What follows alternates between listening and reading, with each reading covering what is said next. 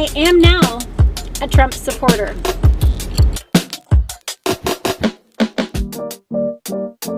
Hi, I'm Jess Connell, and today I want to talk about how the way that Trump responded during the COVID crisis really helped me change my perspective about my vote and how I went from being a never Trumper in 2016 to being a glad Trump supporter in 2020. So let's talk about it. I'm a part of a Facebook group that discusses politics in a way that is not personal and not accusatory. And someone in the group asked if anyone would be willing to share why they support Trump. I decided to go ahead and share. And I'm glad I did because it actually helped me solidify my thinking in this area. It's a fairly new mode of thought for me.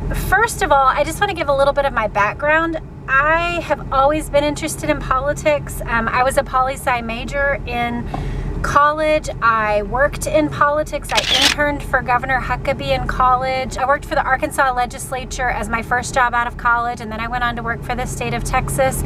So politics is kind of my wheelhouse, and I really love electoral and campaign politics. I have an enthusiasm and joy in it. I just love the process. No matter who wins, no matter what's going on, I sit down and I watch the debates, whether I have a favorite candidate or not that's in it. I just love the process. I love seeing the American political system play out. In 2016, I was actually on the ballot in Washington State. I served as a PCO in my area for 2 years. I have always been a Republican. I believe in small government. I believe in freedom of speech.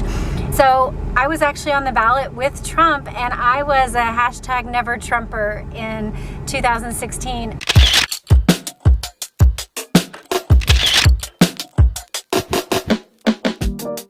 For me, his style of expression was really off-putting, and then the character issues that we already all knew but that came out increasingly over the course of the campaign really made me question the sort of man that he would be. And I had concerns about putting him up as an example for our nation, and I also had concerns about the potential damage that he could do to the Republican Party, which I love the Republican Party, and I want to see it flourish and grow as a voice for freedom of speech and for limited government and for the beauty of the American system, that we are not a country that oppresses its people with laws, but that the government actually exists to facilitate freedom. And so I think that the Republican Party is a wonderful vehicle for that, and my fear was that Trump, who I did not ever know to be a Republican before that time, was going to come in and change the fundamental understanding of what it meant to be a Republican. So I had very strong concerns about his character issues and about him co-opting the party that I loved. So what's changed? I'm going to go down through what I wrote. I'm going to read it verbatim. I'm going to use it as a jumping off place to share what I think. So here's what I said. I've actually become a Trump supporter over the last 6 months. To put that in context, in December, I remember saying to my husband, I just don't think I could ever vote for him. So that's how recent this political change has been for me, and I want to share why. Here's what I've come to. I often hate what he says, but I almost always agree with what he does. To break this down a little bit, in my life, I've experienced situations, and I had a counselor that helped me think this through actually, where when I wasn't sure about someone's motives or actual priorities, she said, when you're confused in a situation or when there's chaos, one way to bring clarity is to look at what someone does and not what they say. And that will often clarify what's been happening in the situation. And so for me, when I took that thought from personal counseling situation and I overlaid it over the political landscape, what I realized is that I very often am irritated at what Trump tweets or what he has to say. However, when I look at what he does, I often find that I agree with it. And so his tweets are very often abominable. I actually think that this driving principle that he has comes from his decades of experience making a splash in New York City. The general thing that I think his dad passed down to him was all press is good press. And that's true if you're opening a hotel, and it's true if you're starting a business in a place where you've never been, and it's true if you're trying to get a TV show to get more watches because more press makes it more controversial, and so people will tune in. So I think a lot of Trump's life has actually lent itself to this idea that just getting any press is good press. I think that plays really well when you're launching a TV show. I think it's really bad for the nation, and I hate it. So I wish someone would take his phone away, but they're not going to do that. And so I'm left with making a decision that is what he says, what he always does, or does he actually act in ways that are different from and distinct from the things that he tweets? And for my part, that's where I've landed, is that I really appreciate what he does. I don't always appreciate what he says. Here are some examples of what he did that I appreciate, particularly during the COVID crisis, that clarified this for me. One is that when the virus hit, he locked down when people were calling him names for doing so. So, you know, I don't know how much you've seen about this, but Pelosi was hosting events in Chinatown and encouraging people to come out. Biden was saying that Trump was bigoted for shutting down travel to China and for calling for the lockdowns, that it was an overreaction. And it was a smart thing to do. In hindsight, it basically bought our country time to get our act together a little better before we decided to start opening up in increasing ways and in carefully thought through ways. Number two, when we were going to run out of PPE and other equipment in order to be prepared for the virus, he privately went to American companies. This is capitalism, folks. This is the beauty of a non-communistic system where the government does not outright control its companies or its people. Instead, he went and used his personal influence to get American companies on board to solve the problem. So suddenly you had private companies taking on the job of making masks. People that used to make auto equipment are now building respirators. People that used to make pillows are dedicating portions of their factories to making masks and gowns. I thought it was beautiful and brilliant, and it was an indicator of his ability to get things done that I really liked.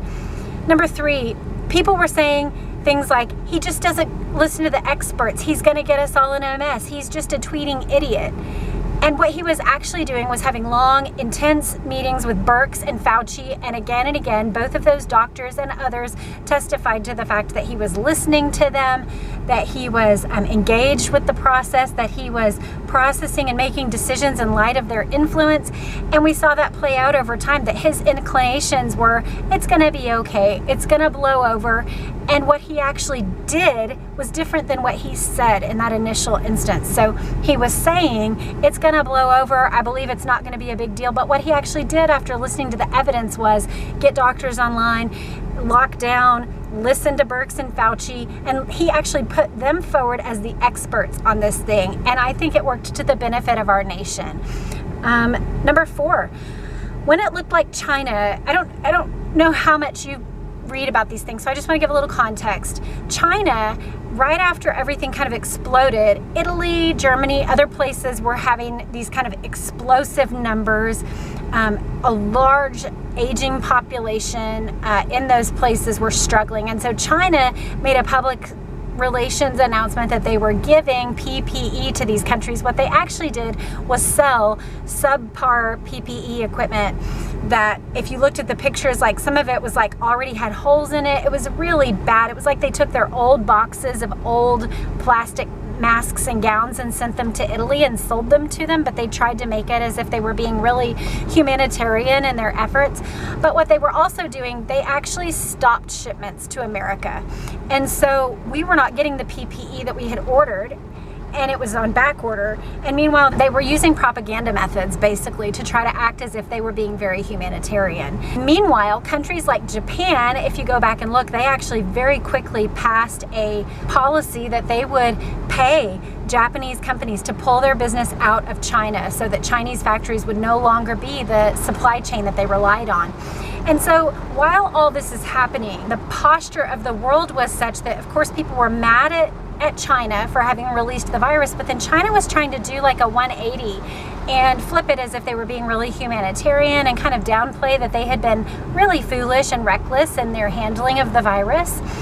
And so Trump actually did a good job, I feel, of going after China and not letting them get off the hook for their government's decisions. Now, mind you, it's not the Chinese people, and he's made that distinction multiple times in his speeches. I actually watched almost every Trump press briefing. So I can speak to this because I've heard it out of his mouth. I wasn't filtering my news through MSNBC, CNN, Fox. None of them did the filtering for me. Every day I sat down during nap time and I listened to the Trump briefings so that I could, for myself, make decisions for our family and could inform my husband. He was working and I could help him and I to make good decisions through a crisis situation. Again and again, I heard Trump say things like, this is not about the Chinese people, this is about the government. They specifically took facts about the crisis that happened and they covered them up. They prosecuted against doctors and whistleblowers who tried to speak out early about the virus. They covered that up. They downplayed their numbers. They hid the truth, and they made it so that this virus blew up in the world in a way that it did not have to do if their government had taken a different stance. And so I believe that Trump, by calling it the China virus, the Wuhan virus, some people had a real problem with that, but I think by calling it the China virus and the Wuhan virus, Trump actually went hard at China in a way that didn't allow them to propagandize their way out of this thing. And I think that's really good. I like that. I don't think that a lot of our other presidents would have been willing to hold such a strong stance against a strong nation like China, especially one that we have a lot of our supply chains dependent on. He forced them to take responsibility for their foolish practices and even possibly, given that the fact that it was a lab-based spread, their nefarious practices.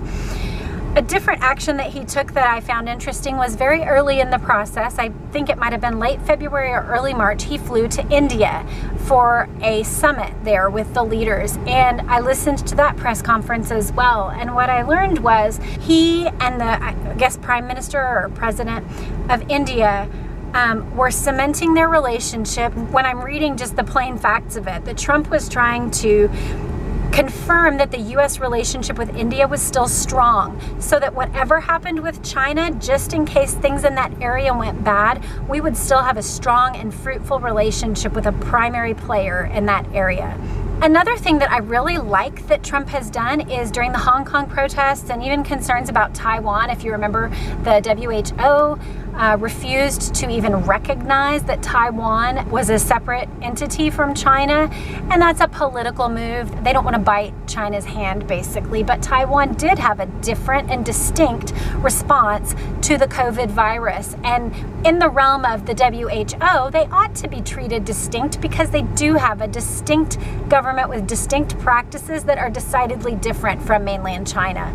And so I like that Trump has expressed his verbal support to Hong Kong and Taiwan, and no other president has ever done this. We have been in this pseudo relationship with China since Nixon, where they have had our economic support, they have had special opportunities in trade, and they have been able to purposefully devalue their currency in order to have a better position in the world and actually grow their economy falsely, all because of our support and influence in their country. They are now no longer that third world country that they were during Nixon's era. They are now an integral part of the world's supply chain. And so it's right that Trump would deal with them as a serious player and not soft glove them just because they used to be weak.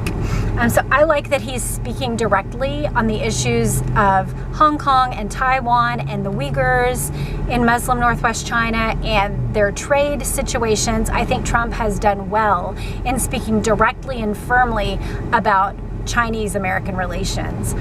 Something else I agree with, now this was pre-COVID, but I appreciate that he has appointed good Supreme Court justices.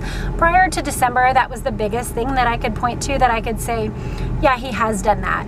He put out a list early on, said he would choose from those, and he has. And so he's kept his word in that, and conservative Republicans can have confidence in President Trump's Supreme Court nominations. These are things that help me know what he'll actually do. Regardless of what he says, what is he actually going to do? Another thing that I just generally appreciate about Trump is that he understands business cycles. Monetary policy, what's happening with the dollar, what's happening with, for example, China has devalued their currency on purpose. They've done it for decades. And Trump actually understands what that means, what it means for our trading relationship, what it means for our dollar and the strength of the dollar, what it means for other countries and our trade relationships with them in ways that politicians often don't. And this is what I started to see when I was in December discussing this with my husband is pre-COVID, I was seeing that, you can't argue with the economic cycles that his policies have brought about. He, in his budgetary policies and tax policies, has brought about an economic boom that has made the way for businesses to have a business-friendly environment, and it has made for low unemployment even in minority sectors. There was the lowest Black unemployment rate, and I believe the lowest or one of the lowest Hispanic unemployment rates in the last 40 years prior to COVID. So that's a significant accomplishment. Here's one thing that I appreciate about Trump that stands out about him, and I believe it's actually the heartbeat of why a lot of people support him, whether they verbally admit it or not. And it's this: he says what he thinks. I might not like it, you might not like it, but we actually know what the man thinks. Yes, this can go badly, but we are living in an age where every other politician, you think of Obama, Romney, Hillary, Bush, Biden, all of our modern politicians say whatever they think people want to hear in order for them to get elected. I may not always like where he stands, but at least I know where he actually stands. And I can't say that about most national politicians of the last few decades. I also want to acknowledge that during this time of racial division, what I saw President Trump do the very week that a lot of the protests erupted, he organized a meeting with top Black leaders. And what he did was he listened. He basically passed the mic from Black leader to Black leader to Black leader, and he simply listened. So pastors, there were community leaders, local politicians, police organization and police officers. He was listening to Black leaders and just intaking from them. And for me, that triggered that same idea from Dr. Birx and Dr. Fauci that I watched, which was when there's a major issue, it seems like what Trump does is bring in people who know more than he does, and he listens. That is actually an admirable trait for a leader. This last month or so, when racial tensions have been increasing, and remember, Obama and Biden didn't do anything about this either. He said all this about changing the rising tides, and Obama did nothing in terms of criminal justice reform and incarceration of criminals. Trump has totally changed this. A number of sentences have been reduced. I don't have the numbers on that or the data, but you can look it up. There is actual work that he's done in order to make it so that non-violent offenders get their sentences reduced. That's fantastic, and it overwhelmingly affects the Black community, who have been incarcerated at rates that are higher than the white population, and even in non-violent offenses. So if you look into those things and you care about justice, you ought to at least credit Trump with having done something in the area of criminal justice reform. Yes, we're having protests. I think this same issue has been boiling under the surface for years. This is not a Trump issue, that Black men are treated, it's horrible. I am not minimizing it in any way. I think it's wicked when a Black man is in a situation where he has not committed any known crime, or it's not proven, there's no warrant for his arrest, there's no violence on his part, and it's a tense situation, and he ends up dead. It's horrible. And as a mother of an 18-year-old, I have tried many times to put myself in the mindset of a mother of Black sons. And I think it's an important thing that our nation needs to deal with. So do not hear my comments as minimizing what has happened or minimizing the real frustration, anger, fury, inability to continue dealing with it that many are feeling in our nation. But what I'm saying is, it's not a new feeling. Trump didn't cause this thing. Police, all authority can be misused by wicked people. That has always been the case. So, what I saw Trump actually do in this situation was he called together a group of top Black leaders from the religious, from police unions, from all around, and he listened. If you go back and watch that press conference, which I did, it's over an hour, he keeps handing the mic to various black pastors, black community leaders, black politicians, black police officers, and is listening. He's just listening. What should I be doing? How can we make this better? What can we do? To sum things up, I heard someone say something that more or less sums up my views on Trump. It's not that I love Trump or that I feel like I have to have his back. It's that I think he has my back. And I think that's true. I think he's looking out for the little guys. He's looking out for the average Joe workers in America, whether they are black, white, Hispanic, Asian, whoever. Plenty of politicians have played to the views of the elites, whether the academic elites or the financial elites. But Trump, I believe, is looking out for the little guys. And they see that. They believe he has their back. I also think he sees the big threats accurately. So big threats like China, Antifa, communistic governments at work. These are the things that could lead to the actual undoing of America. And I believe he's working against the undoing of America. I believe he loves our country deeply and that he sees significant things that have gone wrong in these areas and is working to deal with them. We may not always like the way he goes about it, but I think that's generally true. I also want to point out that during the COVID thing, even while the mainstream media was nonstop attacking him, at first over his impeachment stuff and then over his COVID response, what he was doing, if you go back to those times and you think about, all of us were just in recoil mode. We were going, okay, wait, what's happening? We're supposed to be at home? What's happening with this virus? We're trying to intake information. He's having nonstop meetings. He's having daily briefings to keep the people abreast. He's bringing in experts and actually listening to them and making his policies based on the evidence, not based on his personal leanings. He was bringing together industries to build and provide what Americans needed in our moment of crisis. I think these things are laudable. We ought to applaud what he has done. What he did during COVID was nothing short of fantastic. He pulled us all back into our homes to give time for industries and politicians and the data about the virus to kind of play out a little bit, so that then by the time we get here to summer, different states can, according to the systems of federalism, respond to COVID in their local contexts. It's actually really beautiful what he did. That said, Trump is a very, very, very imperfect candidate. Even though I'm a lifelong Republican, I was never Trump 4 years ago. I didn't vote for him. I did believe that he was everything I would not want my sons to be. I thought in regard to women, his dehumanizing of people, his bombastic and arrogant attitude, and even his foolish comments, I did not want that to be held up as an exemplary person in our country. I also believed that he would fundamentally change what people think of when they think Republican. I believe he is still reckless in his communication. I wish there was a better Republican. I think there are many waiting in the wings.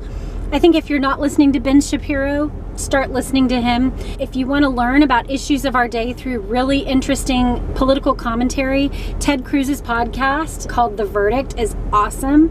Ben Sass is someone who has Republican principles to his core and lives a life that is exemplary and tries to communicate in ways that are careful.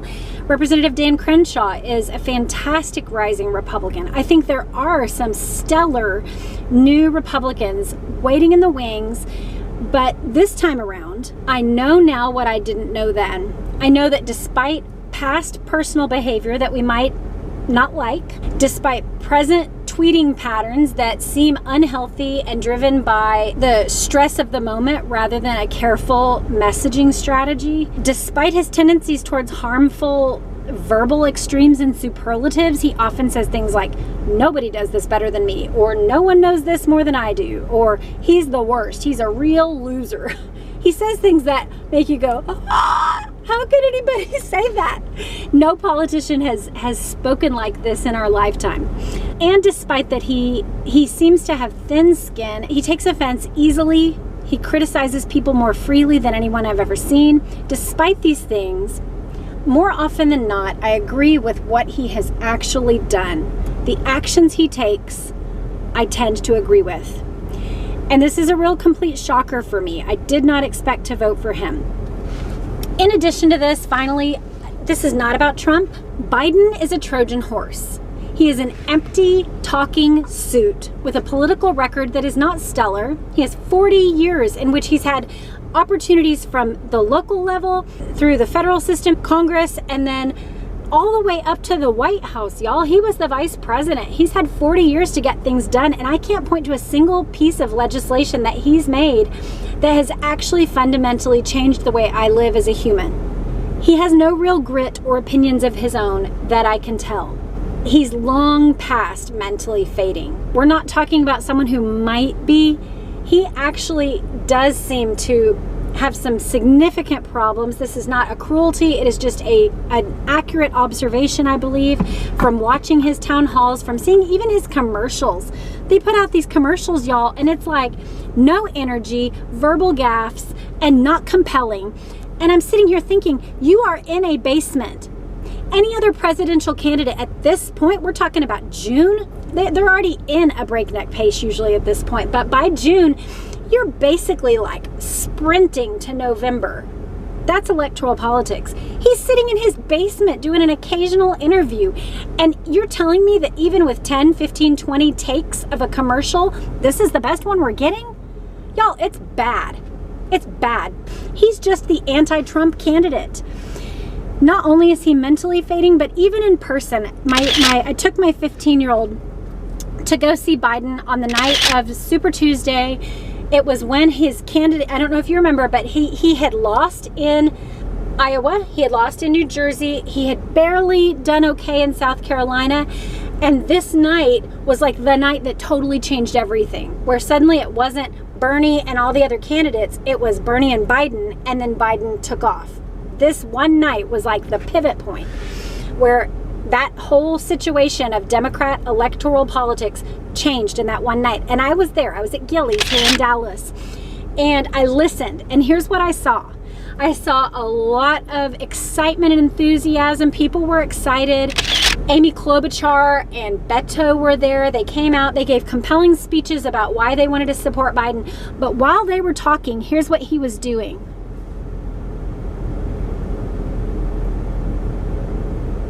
Y'all, it was a blank face. He was staring at the ground half the time when they were speaking, and I am not exaggerating.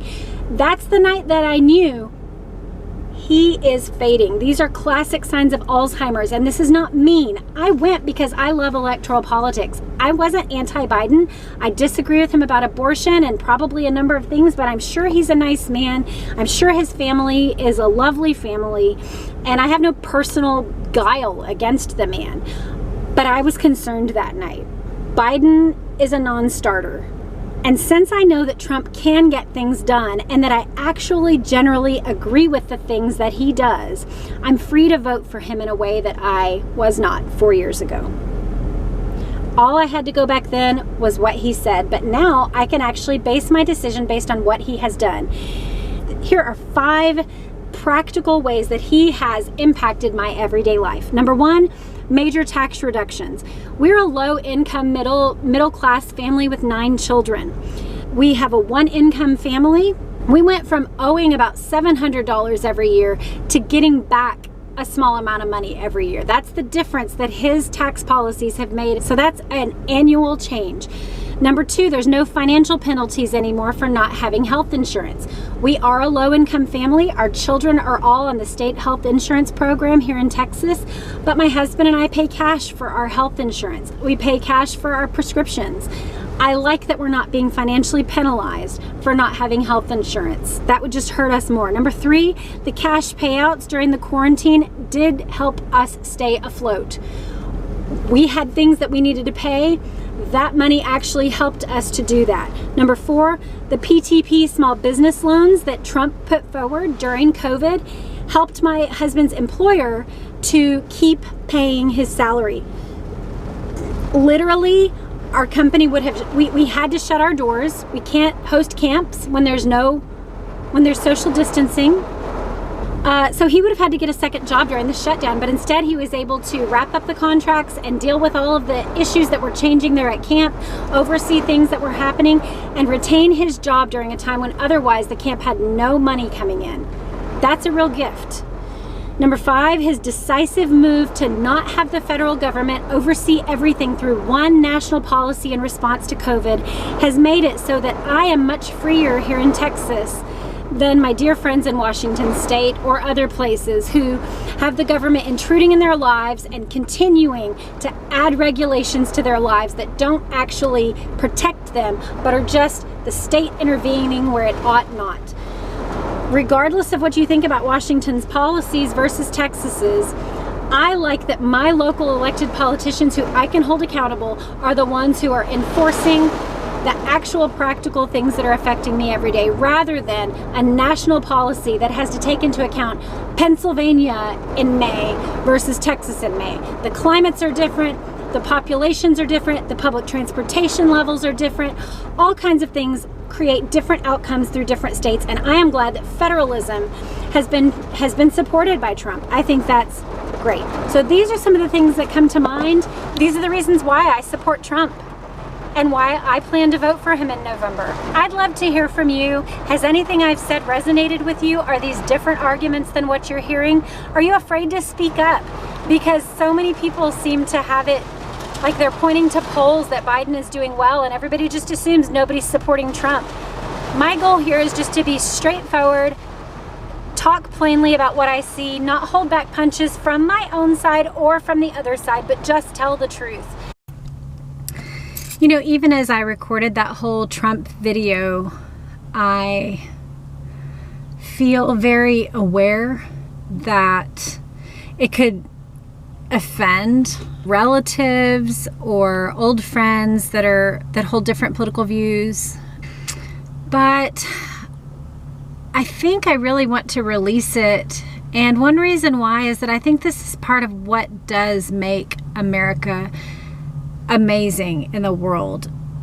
And it's what makes us the envy of the world, that we're allowed to have freedom of speech, that we're allowed to have freedom of political thought, that we can vote for who we want and our vote actually counts, that we get to have a voice and a say-so in what's going on in our government.